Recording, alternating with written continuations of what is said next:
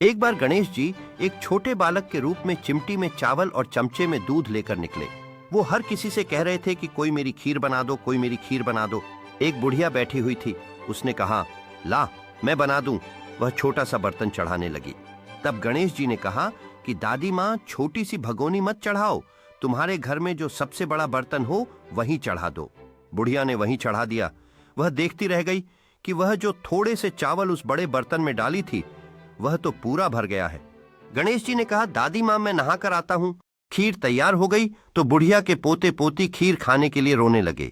बुढ़िया ने कहा, गणेश जी तेरे भोग लगना, कहकर चूल्हे में थोड़ी सी खीर डाली और कटोरी भर भर कर बच्चों को दे दी।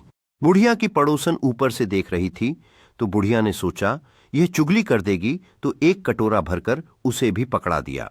बेटे की बहू ने चुपके से एक कटोरा खीर खाई और कटोरा चक्की के नीचे छुपा दिया। अभी भी गणेश जी नहीं आए थे। बुढ़िया को भी भूख लग रही थी। वह भी एक कटोरा खीर का भर करके कीवाड़ के पीछे बैठकर एक बार फिर कहा कि गणेश जी आपके भोग लगे, कहकर खाना शुरू कर दिया। तभी गणेश जी आ गए। बुढ़िया ने कहा, आजा रे गणेशिया, खीर खा ले, मैं तो तेरी ही राह देख रही थी। गणेश जी ने कहा, दादी माँ मैंने तो खीर पहले ही खा ली। बुढ़िया ने कहा, कब खाई?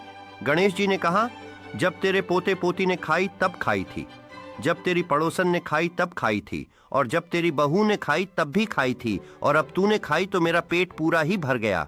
बुढ़िया ने कहा, बेटा और सारी बात तो सच है, पर बहू बिचारी का तो नाम मत लो, वह तो सुबह से काम में लग रही है, उसने फिर कब खाई? गणेश जी ने कहा, चाची के नीचे देख, झूठा कटोरा पड़ा है, और तूने तो मेरे भोग तो लगाया, वह तो वैसे ही खा गई। बुढ़िया ने कहा, बेटा घर की बात है, घर में ही रहने दो, अब बताओ बची हुई खीर का क्या करूं? गणेश जी ने कहा, नगरी जी जीमा दो। बुढ़िया ने पूरी नगरी जीमा दी, फिर भी बर्तन पूरा ही भरा था। राजा को पता लगा तो बुढ़िया को बुलाया और कहा, क्यों री बुढ़िया, ऐसा बर्तन तेरे घर पर सोवे अच्छा लगे या हमारे घर पर सोवे? बुढ़िया ने कहा, राजा जी आप ले लो, जब तेरी पंजो पड़ी के कोने में खड़ा खोद कर गाड़ दो, उसी जगह सुबह उठकर वापस खोदेगी तो धन के 2 चरे मिलेंगे। ऐसा कहकर गणेश जी अंतर ध्यान हो गए। जाते समय झोपड़ी के लात मारते हुए गए तो झोपड़ी के स्थान पर महल हो गया। सुबह बहू ने फावड़ा लेकर पूरे घर को खोद दिया तो कुछ भी नहीं मिला। बहू ने कहा, सासू जी थारो गणेश जी तो झूठों हैं। सास ने कहा, बहू मारो गणेश झूठों तो नहीं है, ला मैं देखूं। वह सुई लेकर खोजने लगी तो टन टन करते 2 धन के चरे निकल आए। बहू ने कहा, सासू जी गणेश जी तो सांचों ही हैं।